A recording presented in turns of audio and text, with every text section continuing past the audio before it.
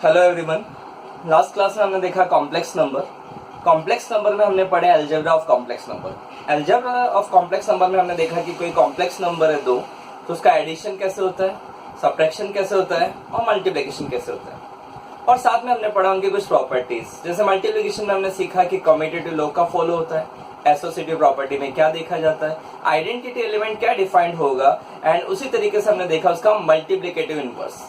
Multiplicative inverse important topic था, मैंने आपको बताया है, ध्यान रखना है, 1 मार्क में पूछा जा सकता है कि z अगर equal to a plus iota b है तो फाइंड मल्टीप्लिकेटिव इनवर्स।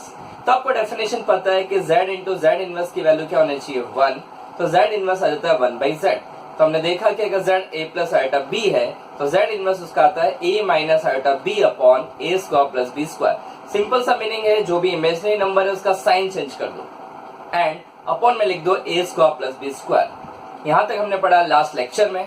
आज हम स्टार्ट करने जा रहे हैं आर्गेंट प्लेन या फिर कॉम्प्लेक्स प्लेन। आर्गेंट प्लेन या कॉम्प्लेक्स प्लेन का क्या मतलब है बेटा, जैसे अपन लास्ट ईयर 10th में पढ़ा था कार्टेशियन कोऑर्डिनेट, कि कोई भी ऑर्डर पेयर है मेरे पास x एंड y के कोऑर्डिनेट, तो मैं उसको रिप्रेजेंट करता था कहां पे, xy प्लेन में।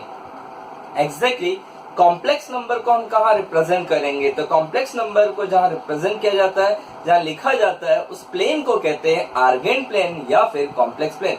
होता ये वो xy प्लेन ही है, जस्ट वैसे ही चलता है। तो देख सकते हैं मैंने वही बनाया xy प्लेन। मान लिया ये वाला x पे कोऑर्डिनेट है तो ओनली इसका x कोऑर्डिनेट होगा, वो ले लिया मैंने a,0। ये y पे है ओनली तो इसका कोऑर्डिनेट होगा 0,b। इसका मतलब ये हुआ कि अगर कहीं भी a,0 लिखा हुआ है तो उसको अगर कॉम्प्लेक्स नंबर में आप लोग रीड करोगे तो वो होगा a plus iota 0। Similarly 0,b लिखा है तो उसका मतलब होगा 0 प्लस आयोटा b। तो क्लियर हो गया कि पहला जो आपके पास कोऑर्डिनेट होगा वो रियल पार्ट होगा और जो सेकंड कोऑर्डिनेट होगा वो इमेजिनरी होगा।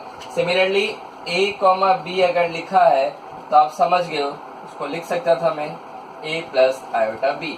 तो कोई भी कॉम्प्लेक्स नंबर को हम रिप्रेजेंट कर पा रहे हैं एक प्लेन में, और उस प्लेन को बोला जाता है आर्गेंट प्लेन या फिर कॉम्प्लेक्स प्लेन।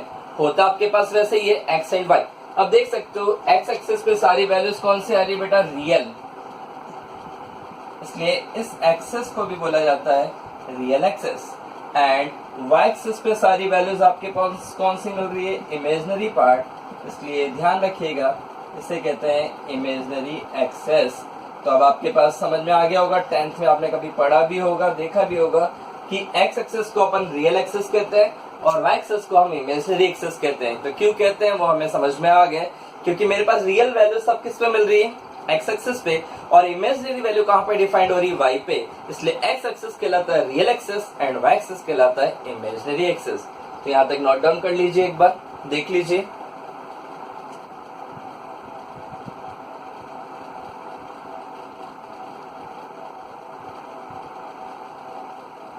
चलिए हो गया होगा। नेक्स्ट देखते हैं हम इसमें important topic which is modulus and conjugate of complex number. Modulus and conjugate of complex number पहला देखते हैं हम,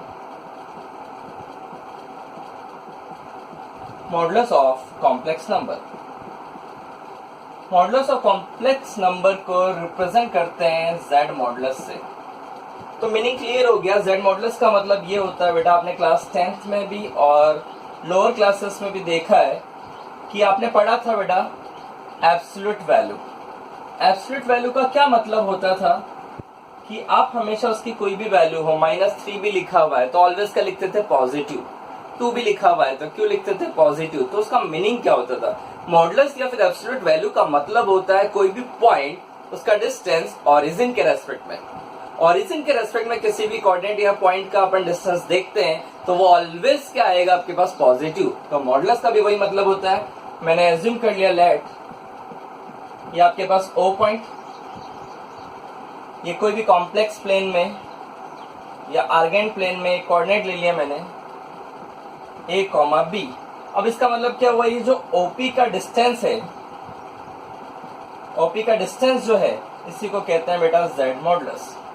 तो distance from origin to given point, इसी को कहा जाता है z मॉडुलस। तो z मॉडुलस अब आप लोगों को समझ में आ गया होगा, बहुत सिंपल है।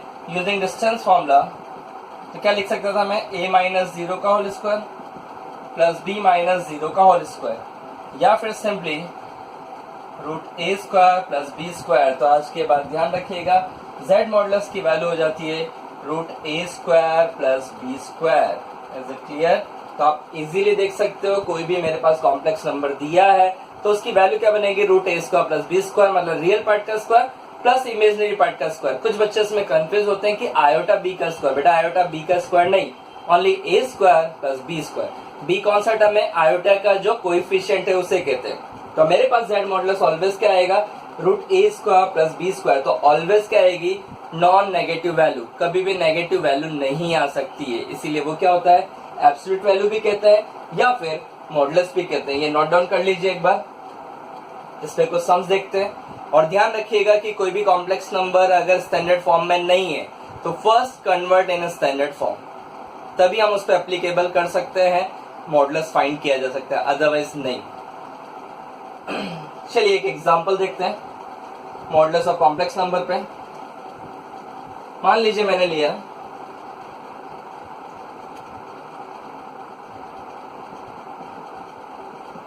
z इज इक्वल टू चल रहा है मेरे पास 3 माइनस आयोटा 4। मुझे पूछा गया फाइंड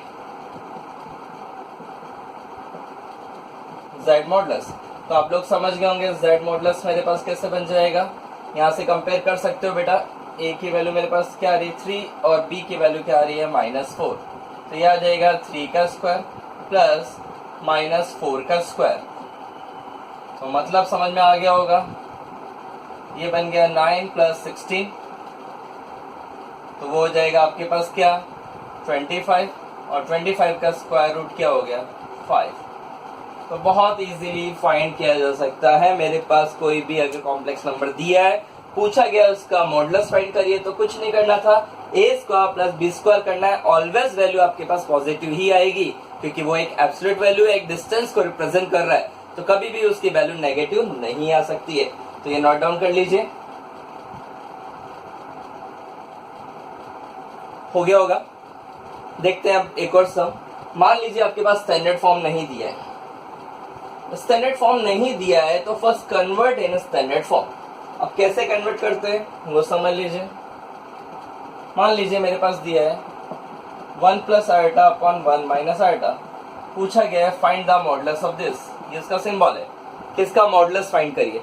तो अभी आपको मैंने लास्ट क्लास में भी सिखाया था कि कोई भी अगर कॉम्प्लेक्स नंबर के स्टैंडर्ड फॉर्म नहीं है तो first convert in standard form. कैसे स्टैंडर्ड फॉर्म में कन्वर्ट करते हैं देख लेते हैं। ये चल रहा है 1 plus iota upon 1 minus iota.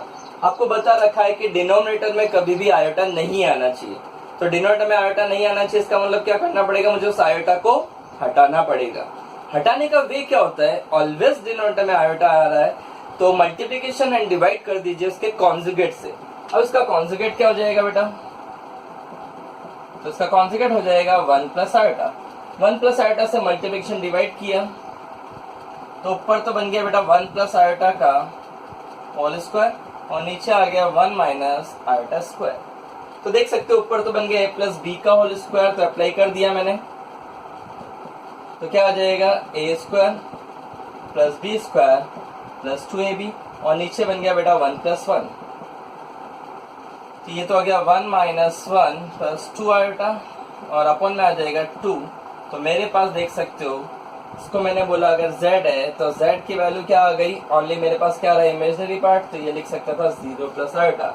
अब इजीली आप फाइंड कर सकते थे इसका मॉडुलस, तो क्या आ जाएगा बेटा 0 का स्क्वायर प्लस 1 का स्क्वायर, तो वैल्यू हो जाएगी मेरे पास क्या 1। तो फाइंड करना बहुत सिंपल है, पर ध्यान ये रखना है आपके पास कि स्टैंडर्ड फॉर्म में नहीं है तो फर्स्ट कन्वर्ट है ना स्टैंडर्ड फॉर्म। जैसे देखते हैं एक और सम, ये नोट डाउन कर लीजिए पहले।